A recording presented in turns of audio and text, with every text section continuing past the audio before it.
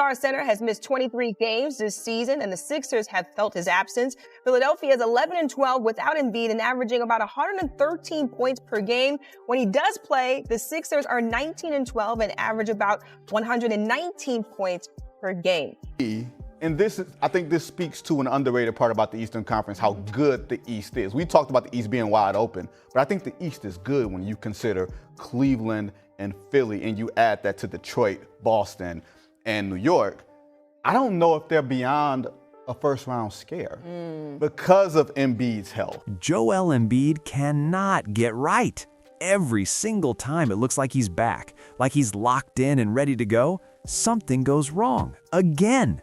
This man just cannot catch a break. He's playing well. If he had one of his regular normal seasons where he didn't have a bunch of injuries and he was just playing consistent, pair him up with Maxey and Edgecombe, and I do not want to see the 76ers. If there's a healthy Paul George, I don't want to see the 76ers. But when you're dealing with playoff basketball, the health issue is real. And when you talk about it being real, you just can't find it in yourself as a basketball fan right now to say the Sixers can push past some of these teams. This season started rough. He looked slow, rusty, just not himself out there. But then January came, and wow, the old Embiid was back, dominating, scoring easy, reminding everybody why he is one of the best to ever do it. And then, just like that, it happened again. Another injury, another setback. Right when he found his rhythm, his body shut him down. Again. That is the story of Joel Embiid's career. A superstar, a guy capable of true greatness, but constantly fighting the one thing he cannot control, his own body. It is heartbreaking. Teams, when you're talking about Embiid that hasn't been healthy, hasn't been in the lineup, and even though it looks good when he is there, how long is it going to last? Do you have the legs to outlast some of these younger teams in the top of the East right now? And as far as the backcourts go, yeah, you can match the backcourts, but we start talking about front court play. He's not going to be the only big guy that attacks the rim. He's not going to be the only guy that can step off and make a shot. That has now become a requirement. I think we're spoiled in the Eastern Conference. We want to see some good basketball. So today, let's break down how Embiid went from struggling to looking unstoppable, and how, just like that, everything changed again. Joel Embiid has had critics on him since day one. People hate the trolling, the flops, and somehow they even come for his game. That's wild, because when Embiid's body is right, he is easily one of the best centers alive. How many big men, not named Nikola Jokic, can casually drop 34 a night and make it look effortless? The man dominates both ends when he's healthy. Gotta give respect where it's due. But the real problem with Embiid has never been talent. It's staying on the floor long enough to show it. Recently, Embiid's been dealing with pain in his right leg, around the calf or knee area, and the Sixers have him listed day to day. That means trainers are watching his body daily, monitoring every little reaction. No timeline, no big announcement, just waiting and hoping it doesn't get worse. This isn't one bad landing. This is his body throwing up a warning sign. The Sixers aren't taking chances. They'd rather sit him for a few games than risk another long-term setback that crushes their whole season. Right now, Embiid's on the sideline, and his status is up in the air. All of Philly is holding its breath. Over the past few seasons, Embiid spent way too much time in recovery mode. Even when he came back, he clearly wasn't all the way there. This year looked no different at first. Another setback, another slow climb. So the Sixers eased him in. Limited minutes, no back-to-backs, just steady progress. But lately, he's back over 30 minutes a night and starting to look like that unstoppable version we all remember. That they're doing with Embiid, they are ramping him up month after month, playing more minutes, more games. His production has gone up. He is per minute one of the greatest scorers we've ever seen. But we've also seen in playoff situations him not always bringing. Now, the past couple of years that he's been in it, he's bucked that trend. The Sixers don't need to rush him either. This team is deep enough to stay in the playoff mix while their superstar gets right. On December 13th, Embiid dropped 39 points on the Indiana Pacers, and that game set the tone for the whole month. His December numbers? 25.9 points, 8.1 rebounds, 3.1 assists per game. The 2.6 turnovers stand out a little, but even with that, He was controlling games on both ends, adding 1.3 blocks a night and protecting the paint like only he can. Shooting wasn't lights out, 42.3% from the field, 21.2% from three, but at the free throw line, locked in, 86.6%, averaging 8.3 makes per game. That's how you dominate even when the jumper's off. You get to the line and you make them pay. And all of this came in just 31.3 minutes a night. Not heavy minutes, not pushing his body too hard, still producing at an elite level. That balance is exactly what Philly needs. Then January hit, and Embiid started shaking off all the rust. 29.7 points, 8.4 rebounds, 4.6 assists per game. That jump in playmaking is real. He's reading defenses better, finding open teammates, and looking more in control. The biggest leap? Efficiency. He shot 53.7% from the field and 36.2% from three, a huge upgrade from December. For a center taking nearly 20 shots a night, that is elite. At the line, he stayed locked in, 85.4% on more than 9 attempts per game. His aggression is back. He's not shying away from contact, he's embracing it. He also bumped up to 34.1 minutes a night. The minute restrictions are fading, and his numbers are rising right alongside them. December to January, efficiency up, scoring up, minutes up, playmaking up, everything trending in the right direction. That's what a superstar returning to peak form looks like. And then February hit, and the climb didn't just continue, it spiked. Embiid is averaging 30.7 points per game, his highest mark of this whole stretch, while shooting 52.6% from the field and an eye-popping 54.5% from three. That kind of shooting completely flips how defenses guard him. Step back and he buries the jumper. Play him tight and he bulldozes inside. He's also adding 7.0 rebounds per game and 4.3 assists. From the line, a ridiculous 92.9%, draining nearly 9 a night. That's how you dominate even when the jumper's off. You get to the line and you make them pay. And all of this came in just 31.3 minutes a night. Not heavy minutes, not pushing his body too hard, still producing at an elite level. That balance is exactly what Philly needs. Embiid's playmaking is better. More patience against double teams, faster reads, trusting teammates. The Sixers' offense looks more fluid because of it. Defensively, he's not fully there yet. Mobility's down, rebounding dipped slightly, but the progress is clear. Philly's pacing him perfectly, no rushed comebacks. He's not full MVP Embiid yet, but he's close. If he stays healthy, both he and Philly could surge as the season rolls on. Back in college, Embiid dealt with serious imposter syndrome. He wasn't polished when Kansas recruited him, not even close, but the talent was rare and his learning curve was unreal. By the end of his freshman year, he went from raw prospect to projected #1 overall pick, and honestly, he should have been. Instead, Jabari Parker went ahead of him, and now Parker's playing overseas, talking about the EuroLeague being better. I respect European ball, but let's be real. If Parker were still in the NBA, he wouldn't be saying that. He was never Joel Embiid. I even have a post from December 2013 saying Embiid should have been the #1 pick. One dream shake and everybody knew this guy was different.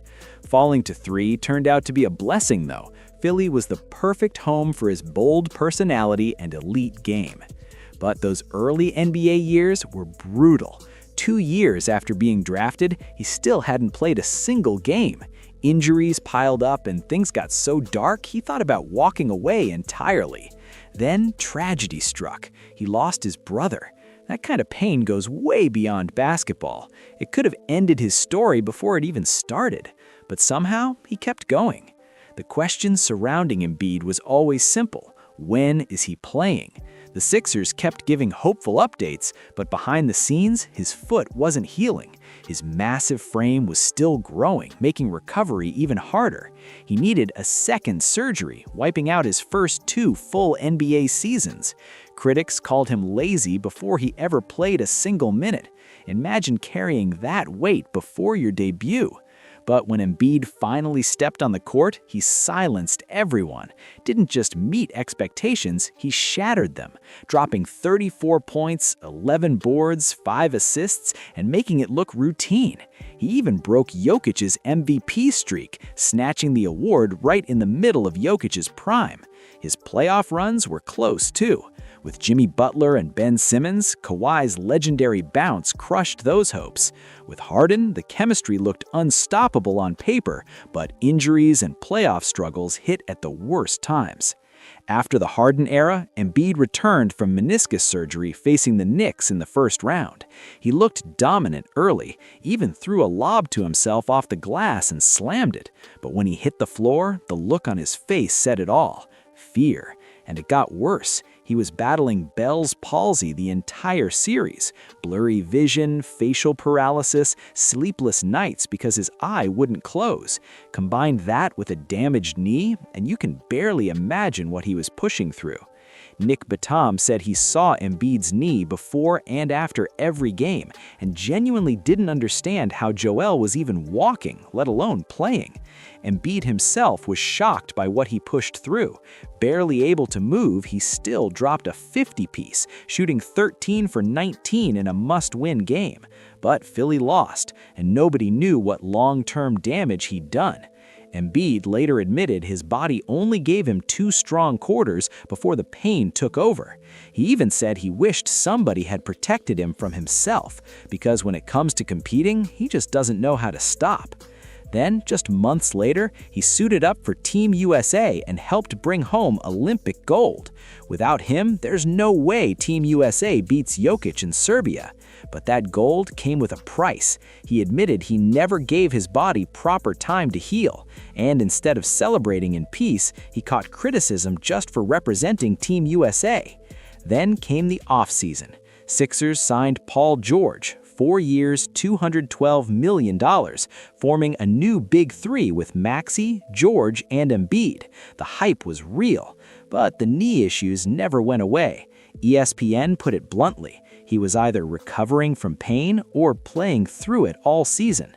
Still put up 23.8 points, 8.2 rebounds, 4.5 assists in just 19 games. Solid numbers on paper, but watching him, it was clear he wasn't himself. Slower, less explosive. Every game looked like a battle just to survive. Eventually, the Sixers shut him down. Multiple injections to manage swelling only made things worse. Specialists were brought in. The path forward is still being figured out. Heading into this season, the vibes weren't great either. Reports in August said his knee still wasn't healing right. Some rival executives even questioned whether the Sixers were second-guessing the massive extension they gave him in September 2024. Luckily, those doubts didn't become reality. Embiid didn't just show up to training camp. He showed up in better shape, slimmer, more mobile, clearly focused. He even played the preseason finale, his first appearance since February 22nd before his knee surgery. He wasn't explosive, but he looked stable and controlled, a massive improvement from last season. When a reporter asked about his passing, Embiid fired back: "I'm not even a top 100 player according to my peers, so I guess I gotta find ways to help the team win." That line said everything. He heard the noise, and he was ready to shut everyone up the only way he knows how. The Sixers had real optimism around him. Maxey looked ready for another leap. Rookie VJ Edgecombe had everyone buzzing. Grimes coming off 21.9 points per game. Jared McCain already flashing before going down with injury. Weapons, depth, momentum, and at the center of it all was Joel Embiid. The plan? Run everything through him, keep him healthy. But health was always the big if. Season opener, Embiid went 1 for 9, 4 points. He looked rusty, and watching him move, it was clear he didn't trust his body. The explosiveness, the spins, the quick rises, the emphatic blocks, all dialed way down. Even basic jumps looked cautious, like he was afraid of what happens when he lands. And let's be clear, this is not about effort. This man has been fighting his own body for years. It's not laziness, it's biology.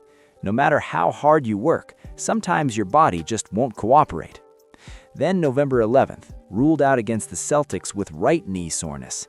And that was a serious red flag, because all the talk had been about his left knee. Now both knees are unreliable, both threatening to derail everything. You could feel the unease across the entire league. Coach Nick Nurse was asked for an update, and his response didn't exactly calm anyone down. No real expectations, good or bad, for when Embiid returns. That's coach speak for "we don't know." Though keeping expectations low might actually be smart. Takes pressure off Embiid, who's notorious for pushing himself too hard too soon. November 22nd, the Sixers said he's day-to-day. Sounds encouraging, right? Until the next line said he'd need a bit more time. Day-to-day, but also weeks away? That's like saying I'm going to bed soon and staying up until 3 a.m. It just doesn't add up. But honestly, that's been the story of Embiid's career. Waiting, setbacks, uncertainty. Even when news sounds good, nobody relaxes anymore. Every update now comes with that little voice saying, "When's the next flare-up?" And here's the frustrating part. When he has been on the court this season, he still looked good. Less explosive, yes. Jumping less, relying more on his jumper. But even that slower, more cautious version is still a force. More willing to share the ball, let Maxey and Grimes cook, and pick his spots. People can talk about moving on from Embiid all they want, but the truth is simple. If Philly wants to compete for a title, they need him. Nobody else gives them that ceiling. When the playoffs come and every possession becomes a war, that's when Embiid's presence means everything. That interior dominance, that mid-range touch, that ability to draw double teams, you cannot replace that. The question now is whether he can stay healthy long enough to be that guy when it matters most. Can he bounce back again, or has his body finally had enough? Can the Sixers make a real playoff push if he gets right? Drop your thoughts in the comments. I want to hear what you think. If you enjoyed this, hit like, share it, and subscribe to NBA Pulse for more. Check out the next video on the channel. It's another crazy one. Thanks for watching. I'll see you in the next one.